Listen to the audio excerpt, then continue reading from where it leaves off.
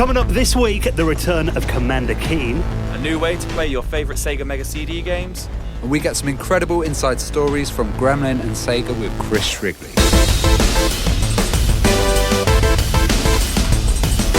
Hello and welcome to the Retro Hour podcast, episode number 178, your weekly dose of retro gaming and technology news with me, Dan Wood. Me, Ravi Abbott. And me, Joe Fox. And I'm surprised Joe actually managed to make it in today because I don't know if you had enough money for petrol for your car after all that money you spent out in Japan. Yeah, it did cost me a few gold coins out there. Konnichiwa. Konnichiwa, arigato. Now, you've been out to Tokyo. Yes, so it's Tokyo for 10 days for my 30th birthday. Yeah. Celebrated in style. So it was like a dream come true. It was another world. Well, Rav and I were watching your Instagram when you were out there, and you got a few pickups. Yeah, I got 27 games, which sounds a lot, but I actually spent less on those 27 games than I usually do at like any sort of Retro Play Expo convention, which was quite nice. Wow. So is it cheaper out there then? Retro gaming is, yeah. Massively. Just overall, everything was kind of cheaper other than clothes. Kind of noticed, so I didn't really buy any clothes. Was it all, what's the word? Kawaii? Kawaii. Yeah, we went yeah. to a place called Harajuku, which is like, just mad for that, like everywhere. Nice. Just like giant candy floss, bigger than my wife. Like, it's just like, okay. I saw you posing pictures of it doing the V sign with your fingers. Oh yeah, absolutely. We also did the photo booths with a friend we met out there, who lives out there, who we were visiting, and where they make your eyes giant and everything. Yeah. So yeah, real. What's like there's like a big retro gaming market out there, isn't there? So there's a whole town called Akihabara, which we spent 3 nights at, and it's the Electric City. And I think it's the Electric City, that might be Shinjuku. But Akihabara is like the retro gaming central of the world. And like, you know how usually you would like walk into John Lewis or something like that, like this big 5-story building. You walk in and it's just games toys, and it's just like 5, 6, 8 floors of it, and just big, just super stores. It's not like a little store like, in a shopping centre somewhere. It's the shopping centre is gaming. Can you haggle? As well? No prices. haggling. But it's just unbelievable, and they don't speak a word of English either. So you're just there like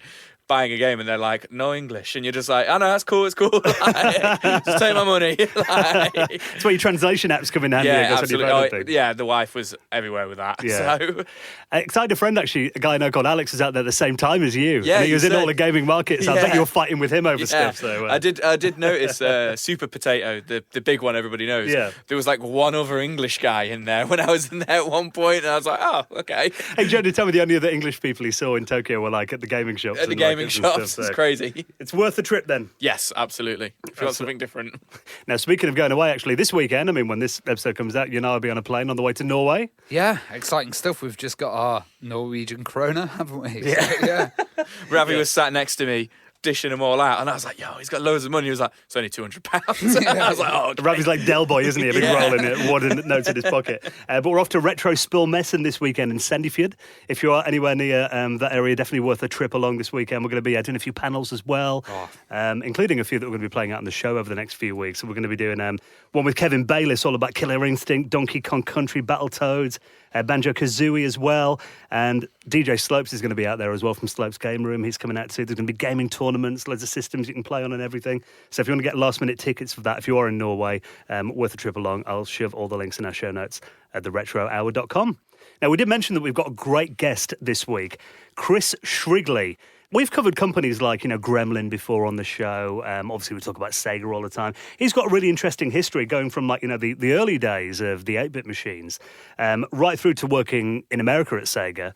And he also did stuff at EA as well. And we get kind of the stories of his kind of transition through all these different companies leading up to the present day, really. So there's some really interesting tales in there as well. Even from, those early games, like text adventure kind of games that he worked on, like Pub Quest. Well, you'd think he'd start with PubQuest, which would be on like either floppy disk or tape. And then by the end of it, he's doing Sega Mega CD stuff. So the kind of change in format and the stretch of time that he's done is a really interesting one. Yeah, and he also worked for Disney, and he did stuff on like the NHL franchise as well. So, I mean, really talented guy. So we're going to be chatting to him. Chris Shrigley is going to be our guest on the Retro Hour podcast, and he'll be on in around 15 minutes from now. Now, before we get into the news this week, it's been a really busy one. Obviously, E3's been going on. Quite a lot of retro stuff coming out of E3 this week, actually, including something that hasn't been going down too well. If you remember Commander Keen. We'll talk about that in a minute. But before we do, let's give a big thank you to our loyal supporters. Now, the Retro Hour podcast comes out every single Friday. We bring you the latest in retro gaming news. We'll bring you a fascinating guest every week as well. But the only reason that we can bring the show out is thanks to your support. Now, we do have a little PayPal donation button that you'll find on our website at theretrohour.com. Click on the support section in there. Any amount that you donate is massively appreciated, really makes a big difference, and all goes back into the running of the show. And for making a donation, you will find your place in the very prestigious Retro Hour Hall of Fame. Like this week, thank you to Tom Walker, Raymond Montalban, John Taylor, and Stuart Brand, who all made donations into the running of the show. And if you'd like to do the same, you can find the link at theretrohour.com. Tom Walker, not the singer. He's very popular right now. Funny enough, I actually know a guy called Tom Walker as well, so that's what... Okay. And then I was just like, So it's either Joe's mate or a megastar. Either way. or maybe not. Maybe just someone else called Tom Walker. Thank you anyway, Tom. Right, this week, some really interesting stories. Let's talk about another mini console. I can hear everyone groaning, oh, come on, what they're bringing out now. We've had the Mega Drive Mini that's coming out in September. Let me stop you right there. I saw this and I went, oh, that's a bit different. So I was quite impressed with this one. Well, you're right, it is different. This is the TurboGrafx 16 Mini, or if you like, the PC Engine Mini. Yeah, I thought this looked, like I say, it's different. I was just reading it as well. We are getting it in Europe, over in the UK, which is quite nice. It wasn't a very popular system, was it? Not here. Not here. It was a very American kind of base. And Japanese as well. Yeah. Really big they in had Japan. the TurboGrafx CD, right? Yes. They did, yeah. Because I remember recently Kanye West named his album TurboGrafx 16. Which is Oh, really? I did not know that. Yeah. You put Joe off this now. No, I'm done with it now. He's a metalhead. But, I mean, when I first read it, I was like, why Konami bringing this out? I didn't realise, actually, Konami bought the rights to the TurboGrafx and PC Engine back like about 10 years ago. Apparently. Oh, really? Yeah, so they own it, which just makes sense. Jumping on the bandwagon. Yeah, but I mean, they've owned it for a while. And I think, they've done like a few little bits with it. But this, they're calling this the most surprising announcement of E3, that they're coming out with this mini console. And they've revealed 6 games that are going to be bundled with the US and European editions. It's going to be like all the other ones, a mini system, HDMI out, comes with a controller and everything too. And the ones they've announced so far are Alien Crush, Dungeon Explorer, I think you pronounce this Ys or Yisbook. Oh, yeah. Yeah, 1 and 2. Ninja Spirit, New Adventure Island, and R-Type. And I do remember people saying that the best version of R-Type was on the PC Engine. Well, I've got a Wii U. Yeah. And that actually has on a virtual machine all of the TurboGrafx games. Yeah. And R-Type is awesome on that, I must say, yeah. But I don't recognise half of them. Yeah, I was going to say, I don't know a lot about the TurboGrafx. Like, obviously, Bonk was like their big guy, so the Bonk games are probably going to be on there. And Splatterhouse as well, I think. Yeah, Splatterhouse 1. Was it Splatterhouse? Yeah, it was Splatterhouse 1, wasn't it, on there? So they'll probably pop up, but looking at that straight away, I've only actually heard of like 3 of them. You know what I mean? Like, out of the mini consoles, though, the style of this looks really like the TurboGrafx. It looks like a nicely done console. Yeah, it looks pretty cool. And for me, I mean, being a platform like you guys, I looked through the games list and I was like, I recognise maybe 2 or 3 of them. Yeah. But to me, that's a good thing because it's like I've never played these games before. And it's a way to new explore library to explore, yeah. Yeah, exactly. And it's like, doing it via emulation, you don't really know how well it's running or whether it's playing like it should. But having something like this, it's an official product, you'd imagine they're going to do it right. Have they announced any sort of release dates or costs or anything like that? Well, they've announced that it's going to have a separate multi-tap, which is kind of old school, having a separate multi-tap, considering the new Hyperkin N64 has the 4 ports at the front. That's pretty cool, though. That's pretty cool. Like, I think keeping it original, because the original console had the 2. You can have 5 players simultaneously as well. So. Okay. Interesting. Yeah, looking through the articles I've read so far, I haven't seen anything about an official release date. Okay. I imagine the fact they showed that off at E3 this year means it can't be too far away. I just find it quite funny that E3's now turned into the show that all the retro stuff comes out at. It's like, what? And they've got like, CRT emulation and stuff in here as well. Original 4:3 aspect ratio, which I know will please you, Ravi. You hate your stretched screens, don't you? So, it just makes you wonder what other mini console is going to be coming out next. I want an Atari Jaguar CD Mini. I would love that. Yeah. I think, there's probably an appeal for that kind of thing in the retro gaming scene. Stuff like, the systems that are hard to get hold of now or people have never played. I'm just trying to Dreamcast Portable. I'm just like really scrambling my brain now. Like, what was that massive flop console that Alan Sugar did?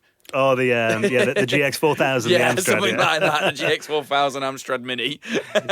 Cause Sky the own emailer, the rights, don't they? Emailer Mini. Yeah, the Amstrad emailer. All these blueprints and stuff are probably in the back of some dusty filing cabinet at Sky's HQ or something. So probably wouldn't cost a lot to license it. What's that Apple one as well that came out? The Pippin. The Pippin. Yeah. I don't think Apple ever want to see the Pippin again. The Pippin Mini. That probably wouldn't happen. But the GX4000 actually is a system you can pick up pretty cheap. I was in, I didn't buy one because there's not many games for it. Yeah. And, the library doesn't really interest me all that much. I mean, as a, peculiarity, I'm quite interested in it, I guess. But there's one there's a game shop in Lincoln. Okay. I was over there last summer and they had one in there, I think, boxed for about 50 quid. It's not bad, is it? Yeah, I looked at it and I said, the guy, have you got any games with it? He went, there's one, like a racing game. Yeah. But yeah, I didn't pick it up. Maybe I will at some point, though. A friend of mine, Richard, he had two, funny enough, when he used to collect. I don't know what he sold them for when he sold his whole collection, but yeah, he had two, funny enough, and I always thought that was quite funny. But they always just reminded me of that really cheap, like the way they were built and the feel of them. It's like it felt like a Millennium Falcon, like like a play set that you get, like this could just break like so easily. If you went like that, yeah. When all the Americans come over to the game shows here, they're all looking for them. Yeah. Because they just can't find them in America at all. So they'll find them at some obscure show in England and be like, right. And that Commodore 64 game system. Yeah, GS as well, I saw one of those at Play Expo, actually. I think Quan, he had it from Azobitech. And there's not many of them around now, but that was like the Commodore 64 put into, essentially like the GX4000, put into a case. I think actually they had like the cassette headers and all that hidden away by the plastic. So it was just a Commodore 64 motherboard put into a case without a keyboard. But then, the infamous story is one of the games that came with it. It said press F1 to start, and it didn't have a keyboard on it. Yeah, but I remember my local Tandy selling those off for 19 quid each. Brilliant. Last one I saw on eBay went for about 500-600 quid. So yeah, should have picked up a few of them in hindsight. So let's talk about the return of Commander Keen. Another announcement at E3. Commander Keen, obviously legendary platformer back in the day on the PC. Yeah, Commander Keen was kind of the attempt by id Software to kind of do a platformer for the PC, because there was other titles later. Jazz Jackrabbit was a famous one, but Commander Keen was really the first kind of platformer, and the scrolling on it was beautiful. It was a really nice game actually, and they did quite a few follow-ups, didn't they, later? Well, you remember back then the PC in the late 80s, it wasn't really a machine that was built for platform games. Yeah, people didn't think it could do platform games. So it was a bit of a technical achievement that they managed to release that on the PC platform of the day. I mean, you think then most people were running CGA or EGA with a built-in bleeper speaker. But also Duke Nukem, you remember the original of that was a side-scrolling platformer. Well, it turns out all these years later, at E3, one of the things that's been getting most talked about is there is a new Commander Keen game on the way. Now, if you watch the little... This is not a new Commander Keen. This is a commercial lie. Just to make money. So it looks awful. I'm not familiar with Commander Keen. Well, that familiar. I know what it is. Yeah. I've never played it or anything, but you guys have spoke about it and I've seen it and stuff. And this just looks like a cheap... Tacky mobile game that you download for free. Like... It's a knockoff of another popular game. This is when Flappy Bird comes out. This is like Flappy Man. Do you know what I mean? Like, this is, I don't know, the animation on it, everything, it just looks cheap. Well, it is a phone game, yeah. And it's like, Bethesda have put this up on their YouTube channel. At the moment, it's had 127,000 views, 393 thumbs up, 5,700 thumbs down. Which kind of says it all. And it has been, I don't think I've seen one positive comment about this game. No, it looks awful. That's all I'm going to say. Mobile, think of the games that you can do now. Yeah. And this is like an old Java game or something. This is really very bad. iPhone free. Yeah. I mean, the top comment with over 1,000 thumbs up is... Look how they massacred my boy. Which just says it all. Oh, and I bet you'll have play to win as well. I bet you'll be able to just buy 1,000 gold coins and then beat everybody. A little, I don't know, in the trailer, some sort of you've got cards, tools at the bottom. And I bet they're going to have to be bought in booster packs or something. Well, that happened recently as well, because the Lemmings game came out on the mobile phone, and a lot of people said, I like it. And then a lot of people were saying, no, there's too much of this coin buying and this kind of thing with the new Lemmings title as well. And some people were saying it was quite decent, actually, which is quite odd. There's another comment here that actually rings what I was thinking when I first saw this. Who are they aiming it at? Because, you think of like players who played the original Commander Keen, that was like 30 years ago. They're going to be 35 to 45 years old. Yeah, at least, yeah. And it's like, are they going to want to play like what looks like a mobile phone game for 7-year-olds? It's a bit of an odd one. Yeah. It's going to appeal to those people who now have 7-year-olds. Yeah. And it's like, look, this is like a remake of what I played, you know what I mean? But it's not very good. So, if you did play that as a kid, you're going to look at that. I mean, like pretty much all these comments are saying, like, it looks dreadful. So you're not really appealing to people that played it first time round and remember Commander Keen with, fondness. And kids are not going to care who he is because they don't know who Commander Keen is. I think this is what happens when retro becomes a trend. Yeah. So someone will say, let's do it retro, great Commander Keen, and then they'll put no effort in at all. Maybe it's just like, Bethesda were just like, what IP do we own? Yeah. Yeah. Fallout Shelter. Are we making money from it? Fallout Shelter was... The Fallout game was popular, so... let's do a mobile game. Do you know what I mean? Like, that's the only thing I can think of. I love LGR did a video about it. Did you see him? No, I haven't seen that yet. He literally walked up to it. It's a 6-second video. He puts his phone up to the screen and goes, nope. And he walked. That's it. The end of the video. Sums it up, I think. But the thing is, recently, when these kind of... we've seen it a lot with, like, the Sonic movie, for example. When it gets this big backlash, often developers and companies now are a bit like, maybe we should refine that or change it. I mean, maybe they'll listen to the feedback and it might... No, they just need to scrap that and start again. It's like... a proper new Commander Keen game. Absolutely nothing like the original. Yeah, crazy. That could have been any other game, couldn't it? You could have just put, like, 2 politicians' faces on it and called it, like, Politics War. It would have been fine, Trademark that quickly. Hey, some of them might interest you, Joe. I know you're a big Sega fan. You've got your Mega CD collection at home. You've got your 32X. You've got your nice little original system. You're excited about the Mini. What about having, essentially, an EverDrive that would let you play your Mega CD games without having to use discs? This looks pretty rad. Now, this is the Mega SD, the world's first Mega CD optical disc emulation cartridge. So, how does this work? Does this, like, plug in and pretend it's a Mega CD, and all that's just done on the one cart? Literally. It looks good. It goes straight in to the Mega Drive, and then it lights up, which looks pretty cool. Anything with lights on, anything with lights on. Pretty light. Absolutely. And it looks like a Virtual Racer cartridge, which I thought was kind of cool. And then it just plays Sega CD games. Well, it plays original Mega Drive games too. What is this, like, wizardry? But we talked last week about Sega releasing a piece of plastic for the Mega CD. So if you now cut this piece of plastic open, put the cart inside, you might actually have your Mega CD add-on. There you go. It's so rubbish. You're thinking of hacking it and modding it already. Not even come out this thing yet. But yeah, I mean, I've got an EverDrive for my Mega Drive. Yeah. But looking at this, I mean, it really does what the EverDrive does, but it can also play ISO files. Okay. So as well as ROMs, you can put like 600 megabyte CD images on here and it'll stream them to the Mega Drive. It's quite an expensive item at $232, I think. Euros.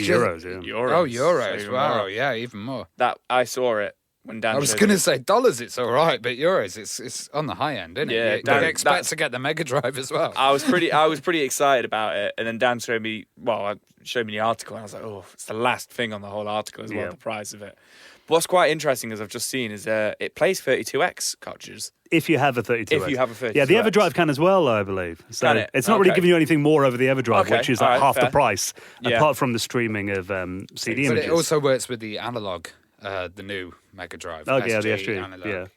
Analog, it's cool and everything, and it can do the Master System games as well, like the EverDrive can. Yeah. But really, all you're doing is, I mean, for €232, I imagine you can pick up a Mega CD. Pick up a Mega CD and an EverDrive. Yeah. To be fair, you could actually. So Mega CD, you can probably get a Mega CD one for about £100, maybe a little bit more. I saw two actually for about £60 the other day. Yeah, Mega CD 2. So that's the thing. I mean, some people don't want to deal with optical discs and all that, which I get it, but I understand this is like a project that's not made by like Konami or someone like that, so it's going to have a bigger overhead cost. Yeah, I mean, they can't do huge volumes. I think it's pretty cool if you're downsizing, like you downsized a few years ago, didn't you, Dan? Yeah. And you do just like, and you're a big fan of like the Mega CD games, and the Mega CD is really expensive to collect for. If you do want to be playing Snatcher, that is like a £250 game. But then there is another argument: Mega CD doesn't have any sort of lockout on it. Yeah, Piracy no copy lockout. protection. Yeah, no copy protection, so you can just copy it. But then So also, this would be the nicest way to play it, wouldn't Yeah. it? So if you had the HDMI coming out of the analog, you had this in Yeah. there, it would look really nice. yeah, and I think there are people that will want that kind of Yeah, if you're modern that experience. mega Sega fan. Yeah, then- so if you're doing a buy one, if you've got a spare €232 floating about, shove links. It's going to be out in August in our show notes at theretrohour.com. Let's talk about Dust 2. Yeah, so Dust is the most famous map in the world Yeah. of any computer game. You know, they recreated Dust in real life. This is absolutely crazy. An artist rebuilt parts of the level in Germany. So what's happened now is it's officially Counter-Strike's birthday, 20 years. And, God, that makes me feel old.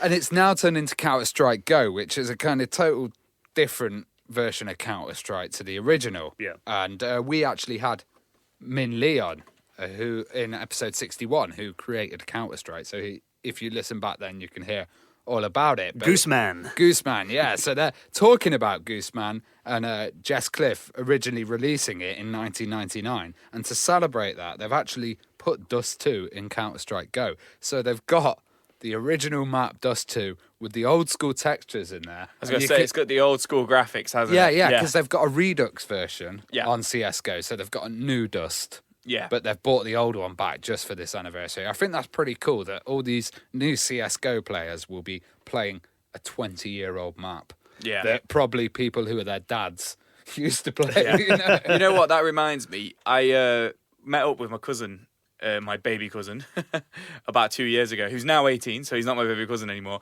And he's a big CSGO player. Yeah. And he found out that I was a console player, and he, scoffed at the fact that, I'm a console player. You console and all this. lamer. Yeah, like, "Whoa," kind of thing. And I was Peasant. just like, right, okay. And then he was like, I bet you don't even know what CSGO is. And I was just like, it's Counter-Strike, boy. And he just looked so shocked that I knew what Counter-Strike was. Like, it's been around since before you were born. Yeah, exactly. So when we were kids, we had one period, we had a huge social group of mates, and then suddenly Counter-Strike came out, and half the social group split. Like, literally half of them was stuck at home playing Counter-Strike, throwing knives at each other. And the other lot were all going out and talking to girls. It was... Which side were you on? I was on the girls talking side. Okay. I've never been more disappointed in you. But I mean, actually, these textures do hold up quite well looking at these screenshots, I think. Yeah. I guess, a PC that's spec'd out today can probably run it quite smoothly. 4K, I don't know if they'll look amazingly Maybe good. not. But, yeah. But they're saying, obviously, with it being the 20th anniversary, they're not sure how long this is going to be up for. So Yeah, so play it whilst you can. get it while you can. So, I'll shove that in our show notes as well. Now, just one quick story to cover before we chat to Chris Shrigley, our special guest this week. Speaking of episodes that we've done in the past, do you remember we had Lewis Castle on? Yeah. And we're talking about Blade Runner. Awesome game. Yeah, amazing game. The thing about it is, Blade Runner has not really been all that simple to play because it's not been on, good old games, didn't have it on there. There's not really been an easy way to buy the game. And also, the only way you could really get it is by setting up either DOSBox or a retro PC. And it doesn't run all that well on, modern Windows and stuff like that. So a lot of people have been quite interested in playing that game. And now they've actually managed to get it running on ScumVM. Oh, that's awesome. So ScumVM have been doing lots of little tweaks and stuff. And have you heard of the residual engine as well? No. So the residual engine was another development later on, and that was for Grim Fandango. Right, okay, yeah. So you can actually now start running Grim Fandango. So if Right. I was running it on Morphos, on the weird operating system. On the Mac, yeah. That's cool. Because those later kind of point-and-click adventure games that came out around that time, so that was Westwood game, wasn't it, Blade Runner? Yeah. And they kind of had support for Full Throttle as well, and they have support for Monkey Islands, the one that you liked. Yeah. The later animated one. Well, ScumVM, for if you haven't used it before, that's how it started because Scum was the engine that LucasArts used for all their old adventure games. Creation utility for Maniac Mansion or Manic Mansion, wasn't it? There you go. Look at that. Look at that knowledge. I'm sat here just like, wow, where's all this knowledge when we do the Christmas quiz? True. But this program was a way that you could play these old games on a modern system, and it'd just kind of be a wrapper for them. But yeah, they're expanding it to do so much now, and the fact that they're getting into kind of that late 90s era when it was, big CD-ROM games with full motion video and animation. All that's pretty cool. And I saw recently they were actually tweaking some like edutainment titles and stuff like that you really don't expect to go on there. Yeah, well, for this game as well, I think it's cool that now there is an easy way to finally play it, because it's a very atmospheric game, and obviously Blade Runner being one of the biggest sci-fi franchises in history means it's an easy way to play it in your modern system now. So I'll shove that in the show notes as well, along with everything else we've talked about this week. You'll find all the stories at theretrohour.com. A new episode will be out next Friday. We'll have our panel from Retro Spill Messen, our first one. Hopefully on next week's show, nothing will go wrong with the recording, I'm sure. Well, I'll be off in Brazil as well. Yeah. So I'm going to be talking with the CEO of Sega in Brazil, or Tectoy. Yeah, so Tectoy are like the official licensee of Sega in Brazil. Yeah, but kind of Brazil's the one freaky place where Sega's still rocking it. They still play Master System. Yeah. So we're hopefully going to have an exclusive interview with the it should be good. Yeah, I'm going to try and video it as well. Go to Tectoy and check out that place, and also bring back some games. Now, just before we get into our interview this week with Chris Shrigley, if you do like our show, actually, and you like the interviews that we do, there is another great podcast. Very good friends of ours we recommend that you check out. They've been going for years now as well, the Arcade Attack podcast. And they do really comprehensive interviews. So if you like what we do, definitely worth checking them out as well. Oh, really cool, guys. Awesome podcast. So they're at arcadeattack.co.uk/podcast if you want to check them out. Right now, let's get the history of companies like Gremlin Graphics, Sega, and EA with this week's special guest, Chris Shrigley. You're listening to the Retro Hour podcast, and it is time for the main event. Then let's welcome on this week's special guest. A pleasure to have you joining us, Chris Shrigley. Hey, nice to be here. Thank you. Now, I know you're sitting in the not sitting in the dark at the moment, are you? I know there's a power cut where you are right now. Well, not quite dark. I mean, it's a beautiful, sunny California day here, but I've got the blinds closed. It's never dark in California. Well, I mean, we're going to get into your move up there, because obviously you're from Britain. I mean, how did you originally get into video games and computers when you were a kid then? Games, I mean, they didn't factor into anything when I first discovered computers, and it was not by design, purely accidentally. Basically at school, I was around about 13 years old, and I noticed that there were these kind of weird space age white boxes that suddenly appeared at the back of one of the classrooms. I was like very intrigued, and it turned out they were pets, Commodore pets, and we'd just got them in the school. I just started kind of hanging around. They intrigued me, and like all the sixth formers were only those guys were allowed to play on them and work on them. So I just kind of sidled in and insinuated myself into everything, and kind of slowly got access to them. And then, was able to pick my subjects at school. I chose computer science just so I could get access to them. Well, when you did get into games, I mean, were you like hanging out at arcades or anything, or playing games on these machines or at friends' houses? Yeah, I mean, there were games on the Pet, like the Pet Space Invaders and Lunar Lander and stuff, and those immediately attracted me, obviously. But yeah, most of my game exposure was kind of friends, TV consoles, like the old Binatone game stuff.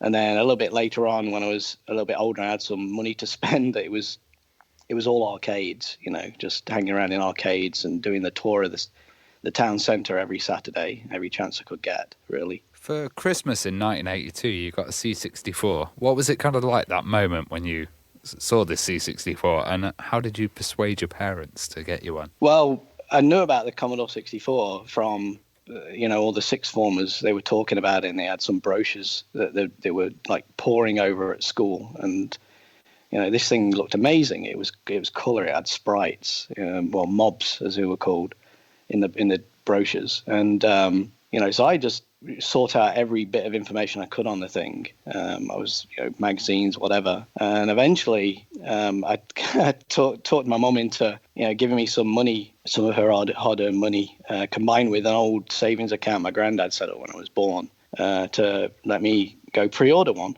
from my local computer shop, which I did. And I remember just waiting months and months for it to be released and arrive in England. And I remember getting the call from First Byte, which is the shop in Derby that I pre-ordered it from, and that it was in, and I was down there so quick. It was it's just an amazing thing to own. I mean, I was only a kid. I was 15 when I got it, and it was mine. It was probably the first thing I ever owned that was mine.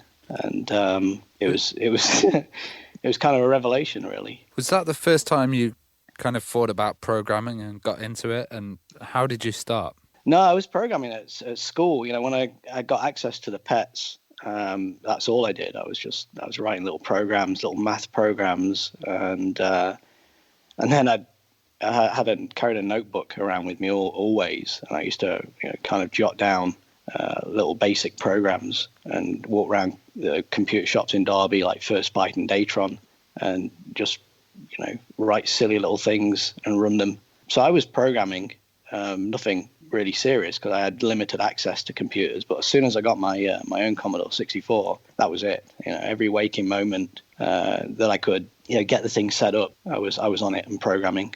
Peeking and poking. Peeking and poking, yeah. The first thing I programmed actually was a Mother's Day card for my mum, which really impressed her, and I think kind of solidified in her mind that it wasn't a mistake. Well, I guess, the first time you put something up on the TV, it is like, well, it's on telly. It's like, yeah. Yeah, it was like magic. My mum didn't know anything about computers, so it was easy to pull the wool over her eyes. I mean, one game that you was, one of your very early games, Pub Quest. And the story behind that game was after a heavy night of drinking in your local pub, it's time to pay the bill, but you have no money and the landlord wants his cash. So, I mean, it might be a silly question, but what inspired that game? Oh, well, a love for beer, I guess. Yeah, I mean, we used to, even though I was only 15, there were ways of getting your booze, so it was a keen interest at the time, for sure. Yeah, and that game was actually the first kind of big basic game that I attempted on my 64, and a good friend of mine, Rob Toon, who I worked with quite a lot over the years, he actually wrote a text adventure game, and he was the one that kind of inspired me to write that and encouraged me to write it. But basically told me to write it. I learned a lot doing that game. How did you end up getting it published then? Well, it was through my mate Rob. Again, he'd already got one published with Dream Software, and he mentioned that I'd written this game about basically pubs and stuff, and they were interested. Sent it off to them, and they liked it, and they published it. It was pretty easy. I mean, it was all accidental. There was nothing planned. So. But then seeing your game in the shop for the first time, what was that like? Do you remember it? Oh, yeah, that was amazing. I mean, I used to go down to Boots, and they actually had 3 or 4 copies on the shelf, which was just mind-blowing, because up until that point, I'd been a consumer. I'd just been, going to these places to play games, and all of a sudden, I had a game on the shelf. I used to go there, and I used to move them all to the front, so they weren't obscured or hidden. And were you a fan of text adventure games? I mean, was there any games that influenced like Pub Quest? Were you playing any like text typing games? Yeah, I was. I think actually I'm not sure. I can't remember the timing whether it was kind of all jumbled up, but I love the Scott Adams adventures, the Hitchhiker's Guide and stuff. But I'm not sure if they came after Pub Quest or before, to be honest with you. I think the main reason I wrote it was again because of my mate Rob, because he'd written one. And it was kind of the most obvious thing to do because I could ask him questions. I could get, help when I got stuck. So I think that was probably more the reason I did a text adventure because it was kind of the easiest thing. I didn't have to do graphics, for example, Well, after that, you worked on Bounder, which was, a very ambitious game. What's kind of the story behind that game then and the process of making it? Yeah, that, again, was... just kind of a natural evolution after, working in BASIC and stuff and writing lots of little half demos and half games and never really kind of finishing anything substantial. I, got together with Rob and Andy, a couple of my mates, and we just decided that we were going to write a game. We didn't know what it was going to be, and but we just knew we wanted to kind of collaborate and get together and actually write and work on something together. We set out with that in mind, but Bounder, kind of emerged slowly over the course of a year from that process. We were just hanging around on the park talking about games and ideas. And Bounder originally started as kind of a Marvel Madness clone. Yeah. With a kind of a fancy scroll that I'd done. But yeah, eventually kind of morphed into this tennis ball bouncing game You ended up sending Bounder to Gremlin. Why did you choose Gremlin? And what was so important about working for Gremlin, you know? Right, well, yeah, there were only a handful of companies that were interested in, Gremlin and Ocean were the main two. And we managed to kind of get one package together, a disc, and, printed some, like a little, little bit of blurb to go with it. And we could only afford to send off and do one packet. We were broke, so we kind of flipped a coin and sent it to Gremlin. Oh, wow. First, yeah, and they just, we were getting ready to send another copy out to Ocean, but Gremlin, they came back to us really quickly, and they kind of snapped it up.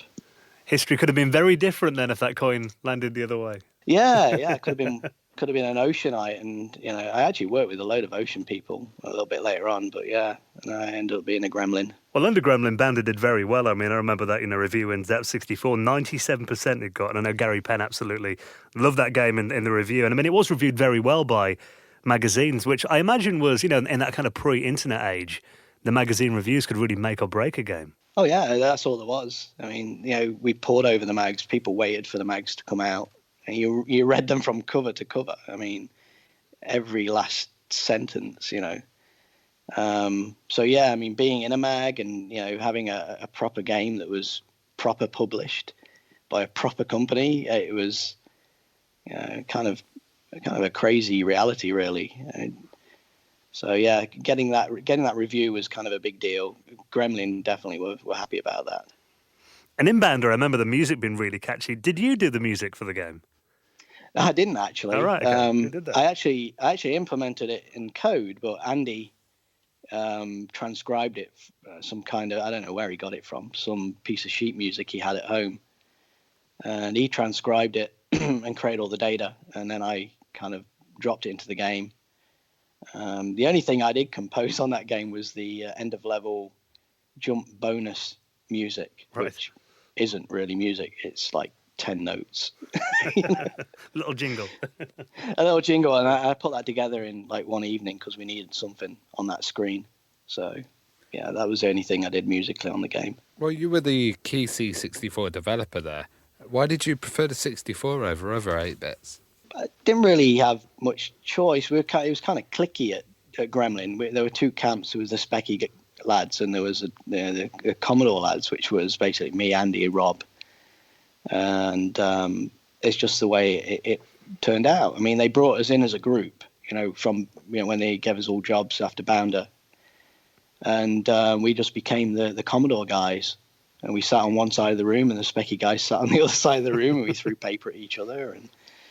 And there was a bit of crossover. I did a little bit of Spectrum work, like on Footballer of the Year, and but yeah, we kind of kept our own camps, really.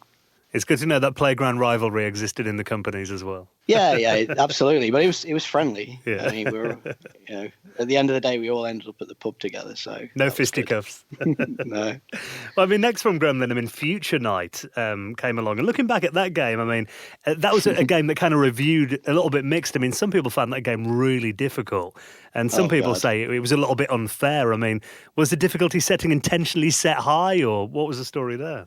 Yeah, well, everything we made was just stupid hard. I mean, Bounder was stupid hard. And that was mainly down to Rob, who was the designer on the games. And he was just like this monster in the arcades. He could play any game indefinitely. So he kind of tuned everything to his skill levels. And so consequently, everything ended up being really stupid hard. Future Night, we actually started just before we joined Gremlin. It was, we kind of started that game immediately after Bounder. It took a few months for us to actually end up in Sheffield. So we had a couple of months on the game, and they let us finish it basically as our first project there. And it was kind of our homage to Ghosts and Goblins, really. It's very derivative of that. And that was a hard game anyway, wasn't it? It was, but that was a game that Rob and I were both very good at in the arcades, and we kind of wanted to do a version of that, and that was the motivation behind the game. It kind of turned out not so good, Well, He-Man was huge in the 80s, and you got to work on the Masters of the Universe movie game. What was it like working with He-Man and such a popular brand at the time?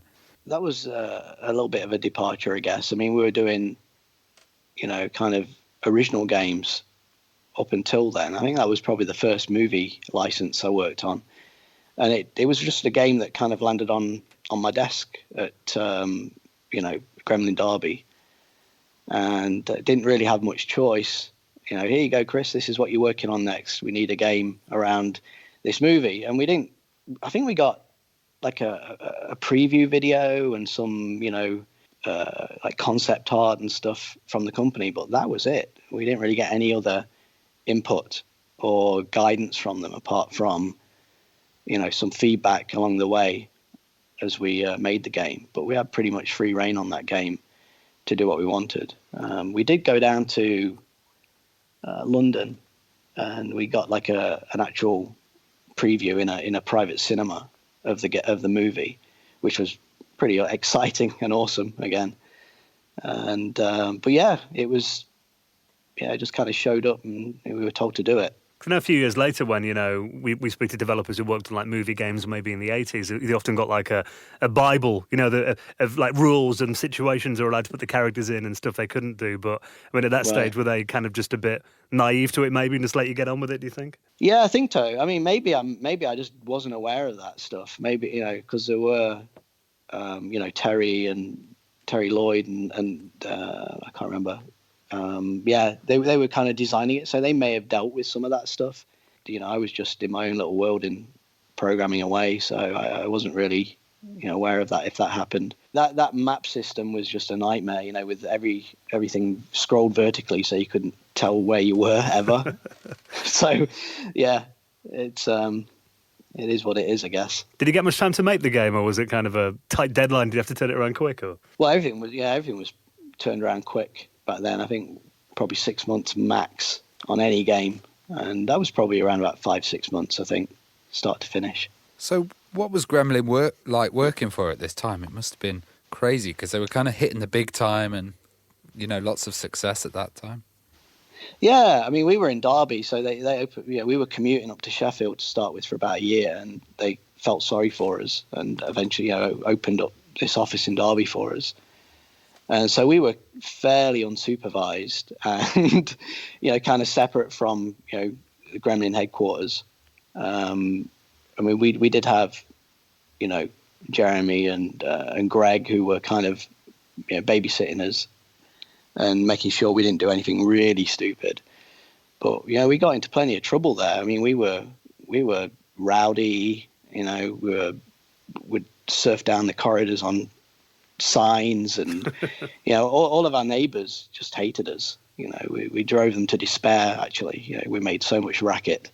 We were just these young indestructible kids, having a good time, and we had a good time. Oh my god, yeah. Well, that Derby office obviously became core after that, didn't it? It did, yeah. When I guess the industry went through that crunch, and Gremlin had to kind of economize or cut costs and stuff, so they decided to close those the Derby offices down, and we were all laid off and then immediately rehired. In fact, we had a meeting in Ian Stewart's office, and Jeremy was there and Kevin Orban was there, and they said, "Oh, sorry guys, we're going to lay you all off and we're going to close the office down, but Kevin has something to say to you." And Kevin, stepped up and he just says, "I want to give you all jobs. We're opening another office down there. We're going to do something different." So we were all like, "Okay." Mix of emotions in that meeting, I bet.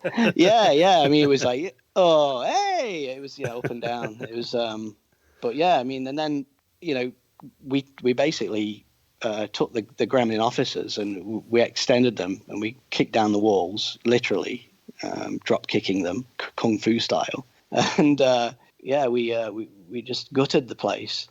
And I think there's actually a photo that I shared a little while ago of us standing with the Gremlin sign all torn up, and we destroyed the Gremlin sign, and we in an empty office ready for core to start.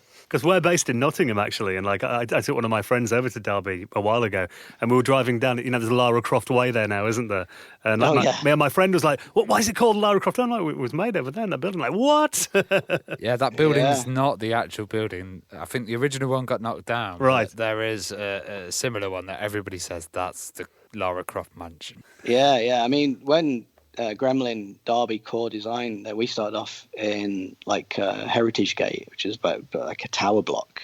Well, I wouldn't call it, probably about 6 stories, and that was closer to the city centre.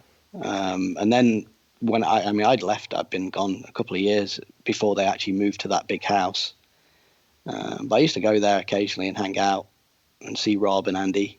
Lock the butler in the fridge. Yeah, right. Well, you worked on Footballer of the Year as well, and is it true that started out life as a board game? Yeah, it did. It was some fella sent it in. It was all like a big stack of paper and a mock-up board, and the guys played it a little bit, and it played really well on paper. And Ian Stewart just wanted to make something out of it, and so it was handed off to me and Terry. And we sat down and tried to turn it into a computer game. And did you end up doing the majority of the work on that game then yourself? Yeah, I did. I did the whole thing on the Commodore 64. That was actually my first solo project. Up until then, I'd always been working with Andy, and that was my first game by myself. It was quite a trial, a lot of learning on that game. But yeah, that was, and then I guess it did pretty well. And so they did the ports to Spectrum and MSX, and I was involved, and the Atari 400. I was involved with those as well. And I guess with a game like football that's got traditional rules and everything, it's like you've got to get it accurate as well. You can't just go around like changing stuff and changing the rules up as well. Yeah, well, there wasn't that much actual football playing in the game. It was mostly managing your teams and making decisions and rolling dice and stuff like that.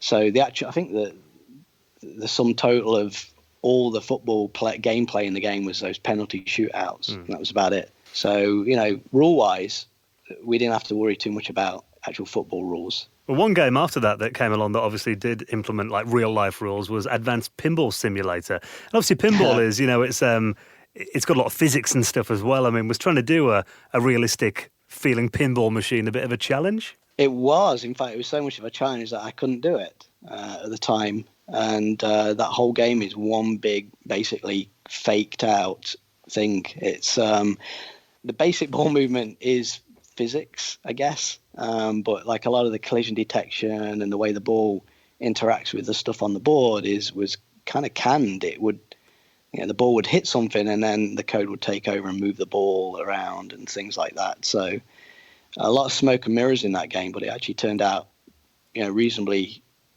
good. Very close to the Specky version, anyway. So yeah, smoke and mirrors. Well, how busy were you around this time? I mean, it sounds like you're churning out games every few months. I mean, was it quite an intense time? Oh yeah, non-stop. And pinball, the Events pinball game was actually a side project that Terry and I did, to earn a bit of extra pocket money. So yeah, that was on top of the games we were doing for Gremlin at the time as well. So yeah, busy, but young, boundless, energy, not really a problem. Well, how did you make the move from Gremlin in Derby to kind of working in America? Oh God. Well, Gremlin became Core, and then Core.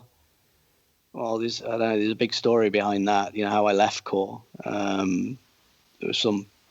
I mean, I've talked about this in other interviews about the trouble with the shares in the company that we were promised, and I was a bit of a rabble-rouser and troublemaker, and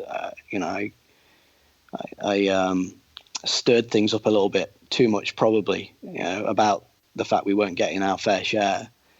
So I was actually fired from Core, but coincidentally, I'd been working for a couple of months with my friend Matt Sneap on starting Eurocom, because I kind of knew that the writing was on the wall for me at Core. I wasn't particularly happy that we're being, in my view, we're being kind of taken advantage of. So the timing was actually perfect. I got fired, and I was planning on quitting, so I quit at the same time, and we had a little bit of a back and forward who fired who and who quit, which was kind of funny. You can't fire me, I quit. Exactly. That's kind of how it went down. There was a lot of shouting as well. Me and Jeremy in the back office, kind of having a shouting match with each other. But yeah, I was gone.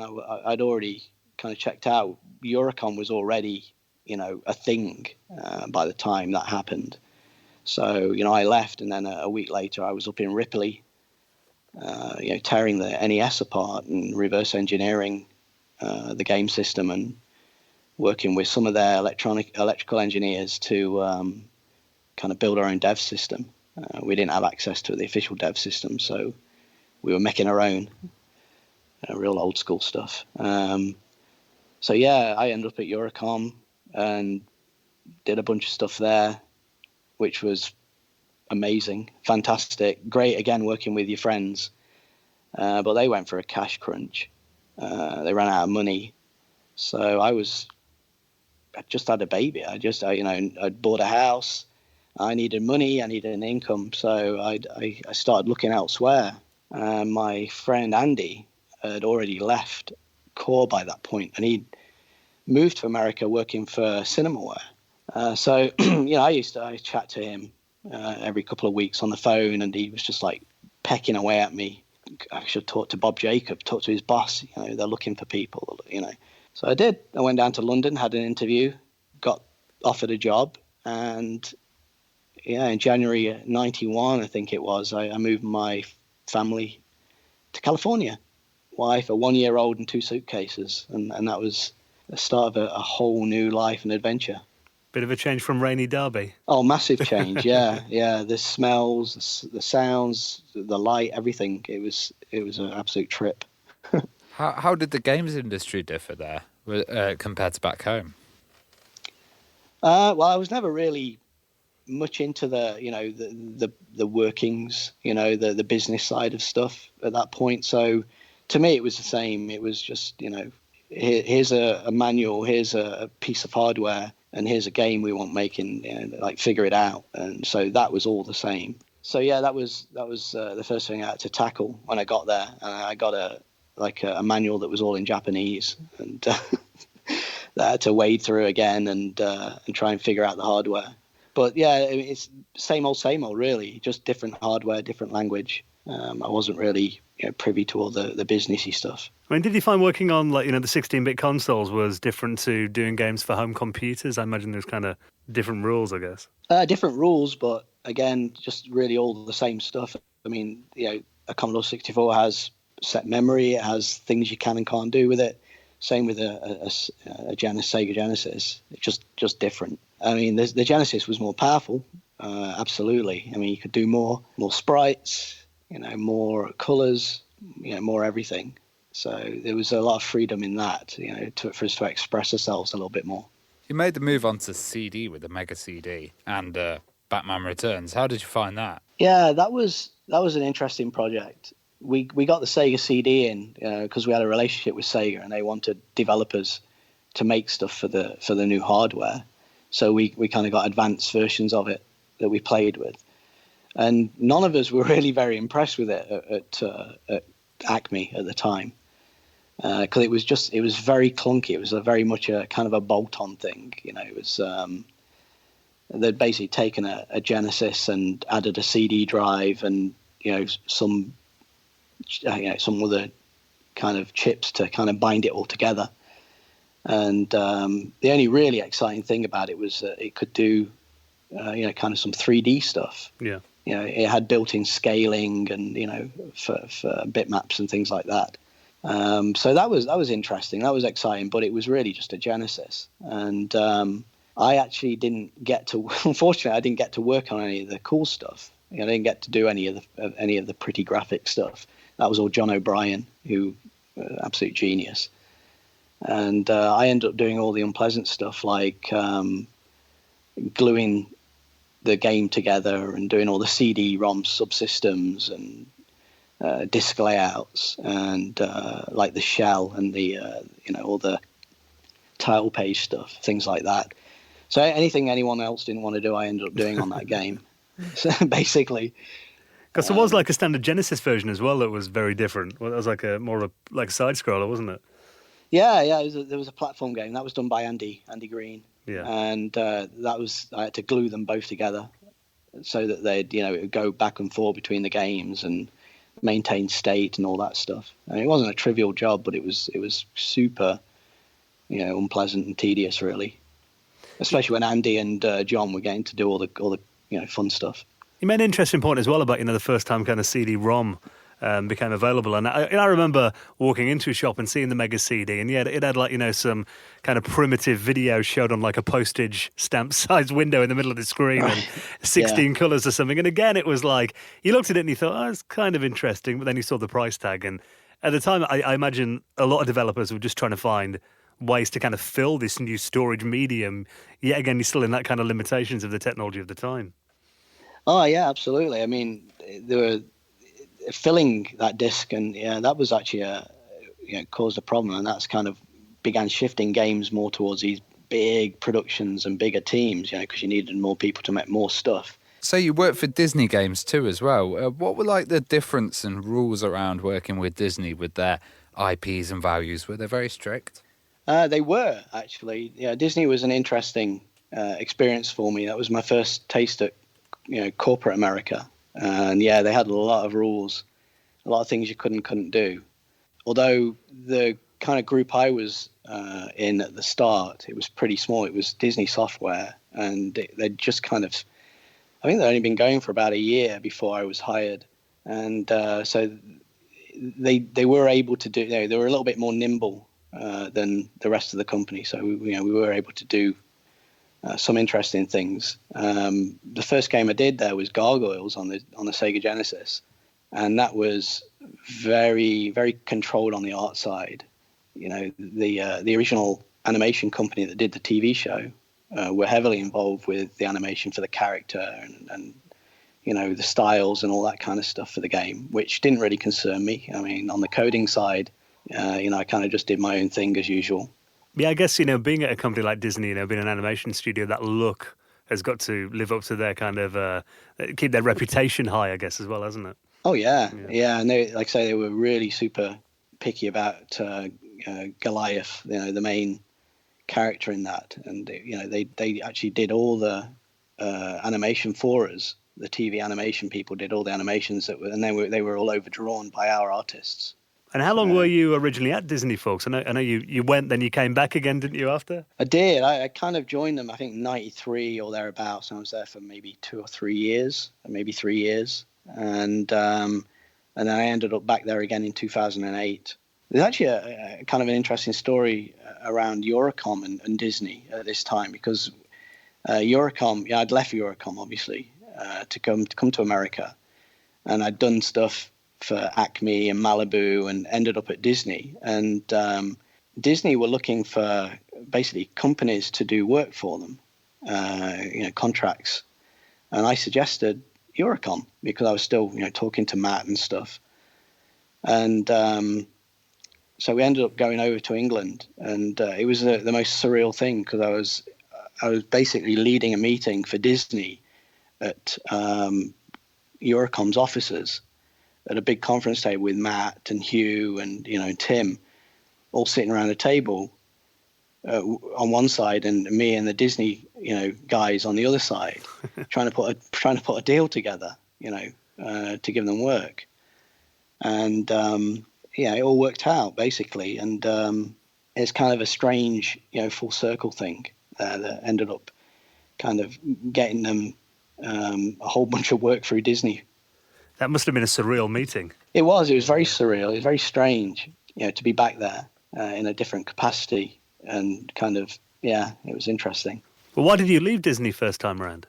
First time round was Disney liked to lay loads of people off regularly, and they throw tons of money into something, and then they realize that they're not making the money back that they expected, so they just close everything down and do something different, and that's kind of the way it is at Disney. So, I joined Disney the first time at the beginning of this big epic cycle where they basically blew $200 million on putting together Disney Software and Disney Interactive, and that arc kind of lasted for maybe 3 years, and then they laid us all off. And they actually gave me a choice to move into management or be laid off, and I chose being laid off because I didn't want to do management stuff. I wanted to make games. Well, after Disney, I mean, you went to work at Electronic Arts on the NHL franchise.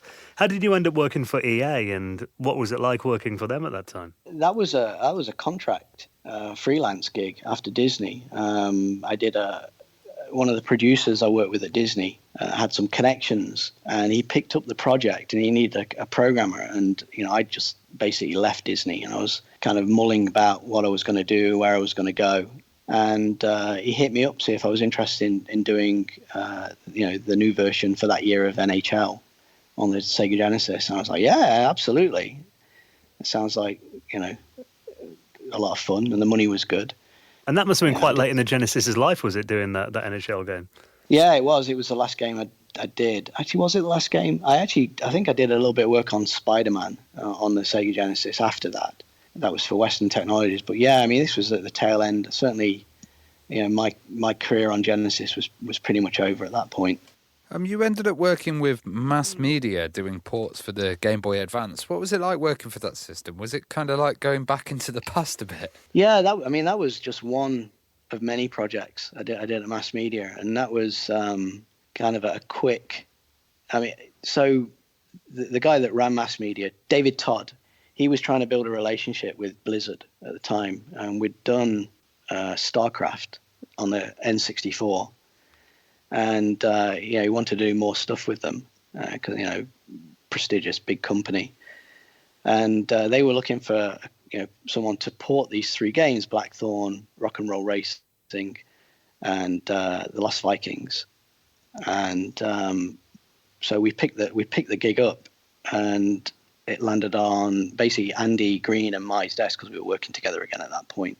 And it was a bit of a step back in that because we were doing PS2 stuff and Xbox stuff at that point.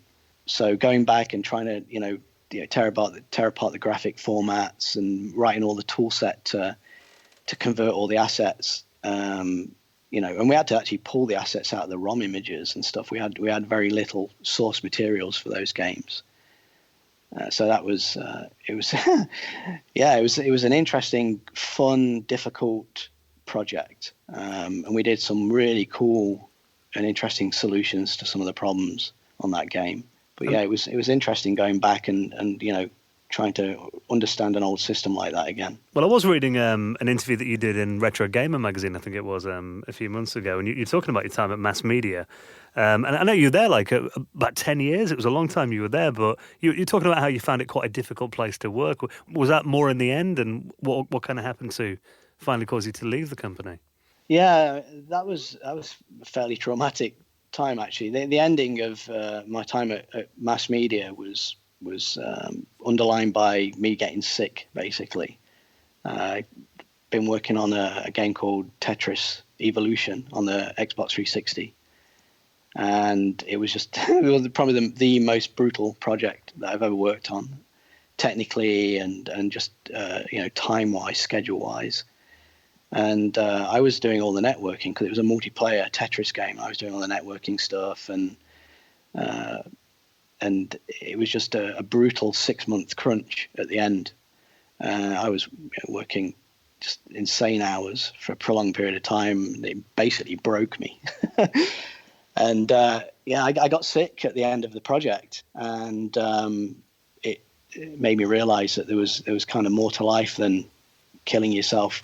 And I got out. Yeah, I needed a change, so I moved on, and that's when I joined Disney for the second time, and trying something different, doing MMOs and things like that. I mean, did you find on the consoles as well? Because I imagine that the bigger these systems got and the more storage space and the more advanced hardware, and what kind of were you expected to do a lot more, and with the team sizes not getting bigger to cope with the demands of the hardware and the projects? Well, I mean, you got to understand what mass media was. Mass media, we did make a few original games at mass media, but we were a chop shop. We were like a hardcore problem-solving tech, studio, and we did everyone's, kind of redheaded stepchild projects. Anything that anyone else couldn't do, we ended up doing. Everyone there was just a gnarly old low-level engineer, and the teams were still small because we were porting most of the time.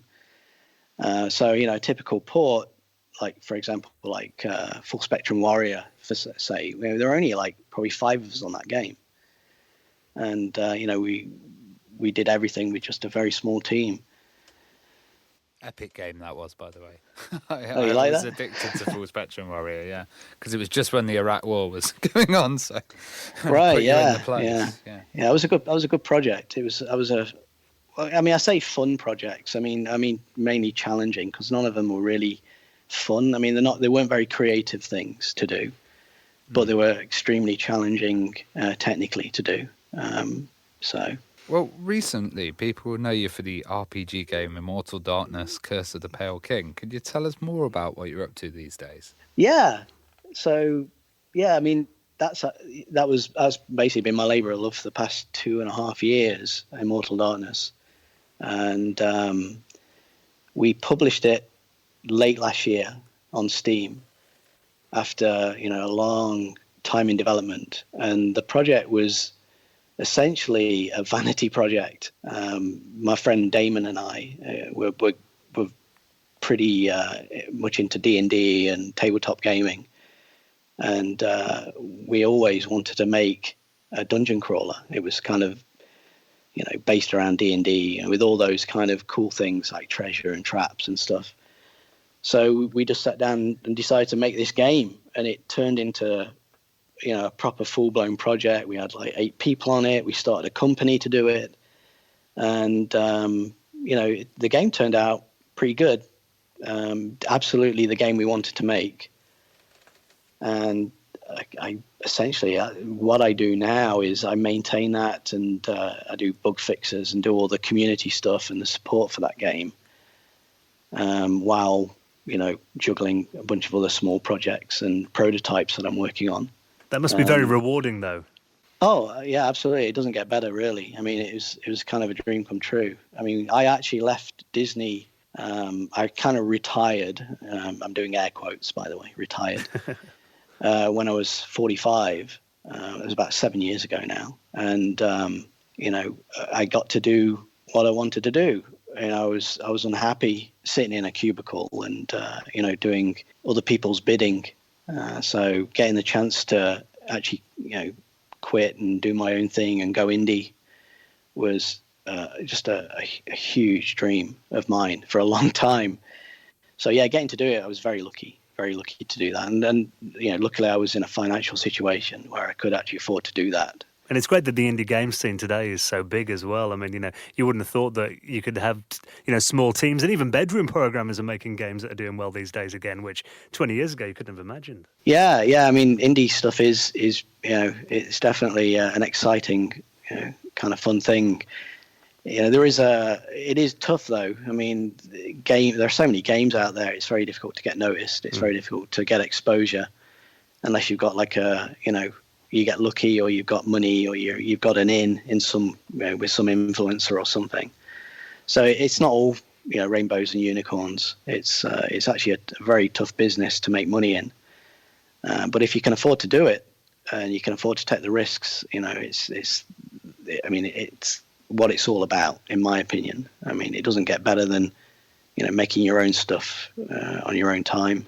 And looking at the reviews of, Immortal Darkness as well, I mean, it's got some, real hardcore fans. People do seem to love it. So, and the RPG crowd, I imagine, are often, quite hard to win over, aren't they? Because they're very serious gamers. They are. And the game's kind of a little bit weird. It straddles. It's not quite one thing or the other. It's a little unique in that respect. So when people love it, they really love it. We haven't really had anyone hate it. But a few people have scratched their heads over it, trying to figure out what it's about. And then, they play it and they get into it and they get into the story and, they get to play with all the really cool spells and stuff. And, they end up being a fan. Yeah, we just need to get more people looking at it and playing it, that's all. Well, I'll make sure we put a link to the place you can get it off Steam on our show notes this week as well, Chris. So, awesome. Yeah, hopefully everyone will go and check it out. It's been amazing getting your stories. I mean, some incredible companies and games that you've worked on over, the past few decades. And long may it continue, Chris. It's been wonderful having you on the podcast this week. Yeah, thanks. It's been a hell of a ride, and I appreciate the call and the time I can talk to you about it. It's good stuff.